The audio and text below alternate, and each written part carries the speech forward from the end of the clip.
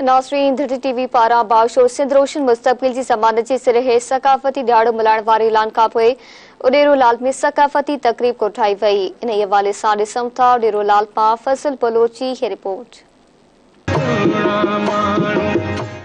TV पर हलायल 3 December सकाफ़ती ॾियारो बाशऊर Sindh रोशन मुस्तक़बिल जी ज़मानत जे सिरहेट मल्हाइण वारे ऐलान के भरपूर मोट मिलण जो सिलसिलो जारी आहे। इन हवाले सां उॾेरोलाल लग ॻोठ रमज़ान ख़ासकली में सकाफ़ती प्रोग्राम उत कचहरी मुनक़द कई वई आहे। त सजण तुंहिंजे सिक में पियो रुआं सॼियूं रातियूं, ये मेखूं मोहब्बत जूं मूं पिरी तोसां पातियूं। काही टोपियूं पाए केॾा लॻो था प्यारा, जियो ओ मौजा सिंधी, जियो ओ मौजा सिंधी, अचो ही गॾिजी सारा।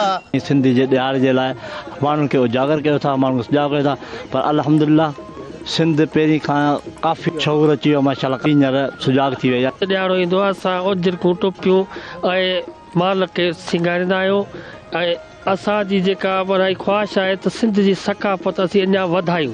फतेह ॾियारे जे हवाले सां ख़ुशियुनि खे असीं दुगनो चौगुनो करण जी कोशिश में लॻा पिया आहियूं ऐं शऊर जो जेको इस्म आहे, शऊर जो इस्म आहे तालीम सां। फज़ल बलोच, धरती टीवी न्यूज़, उॾेरो लाल।